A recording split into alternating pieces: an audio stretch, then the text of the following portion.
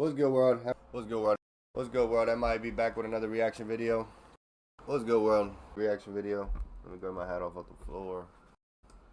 What's good, world? I might be back with another reaction video. I might be back with another reaction video. What's good, world? I might be back with another reaction video. Appreciate you tuning in. If you're new here, hit the subscribe button. If you ain't new, make sure you get somebody else to subscribe so we get the channel popping. And I don't gotta pull up and pop you. Thank you for tuning in. I appreciate you.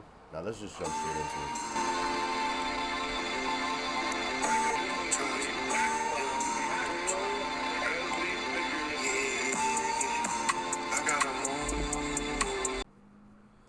What's good, world? I might be back with another UFC video. Appreciate y'all. Appreciate everybody that tunes into the videos and everybody that hits the like button. Y'all the real ones. Let me get a sip of this monster real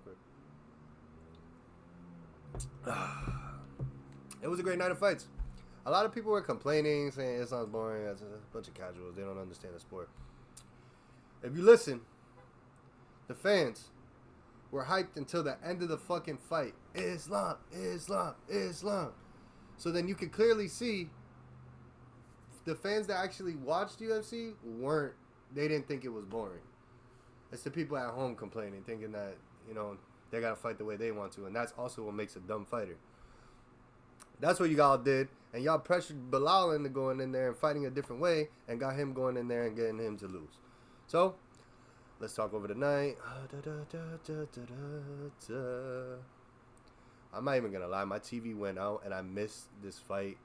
And it was 16 seconds.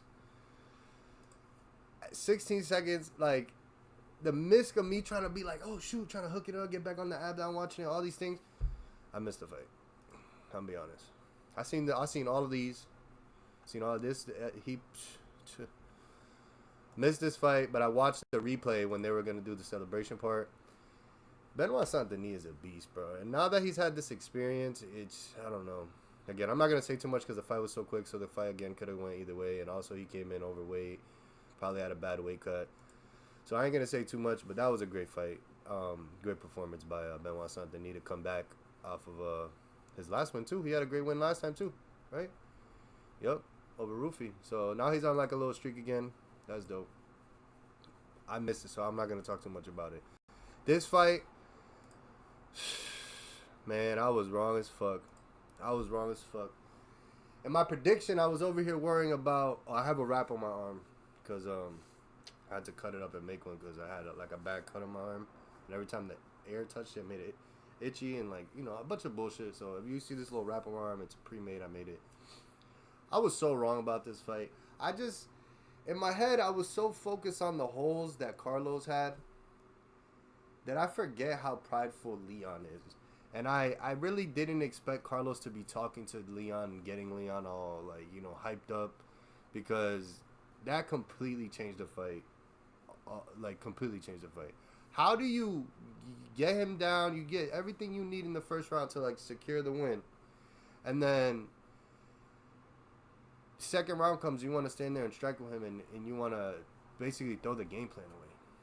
But, like I said, if Carlos was going to win, it was going to happen early. It was going to be quick. And little did we know, and then 1 minute into the second round, here goes Carlos winning. I knew that Leon's only way of winning this fight was taking it to a decision. But he didn't expect to fight to a decision. He wanted to go out there and be a tough guy. And found out he wasn't the tough one. He went out to the most weakest jab, too. I'm not going to say I would have ate the jab. You know what I'm saying? I'm not going to say I would have ate the hook or whatever. But Leon was smiling on his way down and stuff. It's just like, bro, that's when your pride is above everything. It's just like, where does the skill come? And that's my fault for thinking that he would have made some better changes and think that he would come in level-headed. Because Leon's always been like that. But going on to see Carlos versus Islam might be dope because of that communication in the fight. But we already know what fight is next, right? We already know Michael Morales and Carlos Prates has to fight next. And then they'll have a contender for those two. But other than that, I don't know, bro. Those two right there, they got to fight, man. They have to fight. One, because Michael Morales isn't very skillful as far as, technical striking. He's he just head strikes. I mean, he head hunts like OD. And I think Carlos Prates will have so much fun being able to stand in front of somebody like that because of the experience he has being able to avoid that. In Muay Thai, you know, you don't. In Muay Thai, that's literally all you be sitting there doing is avoiding all those head hunting strikes. Is this straight? Straight, right? I don't know. Anyway, Sean Brady versus Michael Morales went exactly how I thought it was going to go. Sean Brady was too little, and sometimes confidence isn't always the best thing, you know? It's not like confidence, but it was that he felt like he could beat Michael Morales, but Michael Morales knew that he could knock him out.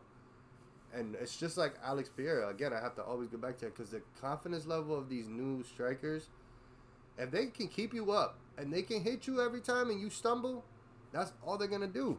And it's such a great tactic. It's just the same way as the people that are worried about, it's the same way about the people that are worried about people that go straight to the ground and sit there the whole time. That's their tactic. That's what it is. Some people like it, some people don't. It's just what it is. But Michael Morales put on a great show. I mean, round 1, knockout. Sean, every time he got touched, he was just stumbling. And that's why I'm saying these new strikers are different. And that's why we need Michael Morales versus Carlos Prates. Moving on to this fight. Valentina, she always seems to surprise me. And right when I thought Zhang would be prepared for this fight, it just shows that she was just too small. And I'm still a huge Zhang Weili fan. I'm still a huge Bullet fan. I personally just thought Zhang Weili was going to be stronger than what she showed. But I was wrong. It's okay. We could be wrong sometimes. But Valentina put on a great show. The high level of experience. Like, that was a high level fight right there. And people might not want to see it that way. But the fight that these two girls had was a high level fight. And if only Zhang was a little bit bigger, this fight would have been even more crazier. But the fact that Zhang being so small is what killed it. And maybe what made people feel like it was boring. But in reality, this fight was far from boring. It was it showed that Zhang Weili has a lot of strengths, and Valentina just outmatched her. Like, sometimes that's just how it is. What can you say when you're just outmatched by somebody? A lot of women have been outmatched by Valentina. Zhang Weili was stepping out of her box to try something new. She couldn't do it, and that's why we seen the fight that we seen. Because again, Valentina did not want to find out up top what it was. You know. Like, she's not going to sit there going to give everything Zhang Weili wants. If she sees she can beat her in the area, then if we going to keep going there, I'm going to stay there, you know? Moving on to this fight. Man, this was a great fight. And the only reason why people don't understand why this was such a great fight is because y'all kept hyping up Jack Della Maddalena. So, for me, as somebody who knew Islam was going to win, it was dope to think, like, oh, what if Jack turned this around? Or what if Jack just stopped the takedown in the 4th and this whole game just changed? But that's just not how it was going to go. We knew that's not how it was going to go, but it was dope to think about. So if you're a Jack Della Maddalena fan, you should still be happy because he's a tough-ass fighter. Man, he was fighting through those rounds. It's just that when you're going against that pressure, very few people are going to make it out of that pressure and still be able to fight on. And as you can see, by the 5th round, Jack did not look like the same Jack that he came in mean mugging. He was all tired. He wanted to get out of there with the sad faces his coach was telling him. And Islam, his whole corner was going crazy. Everybody was already ready for the win. And that's exactly why I love this sport. It was the thought of, like, how he might be able to do it, but let's be real. He was never going to do it. And the fact that Islam was able to come up in a weight and take on Jack after everybody said everything that they said. Even fighters were picking Jack. It's crazy. It's like y'all want to see Islam lose. I get it. But I don't know. It's not the way that y'all want to see it, so y'all don't find enjoy. Y'all talk shit about how the fight went.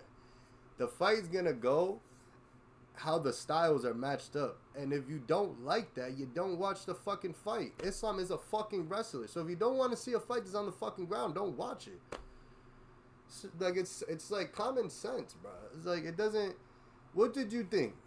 What did you thought? Jack that Macarena was gonna sit here and keep Islam up the whole fight.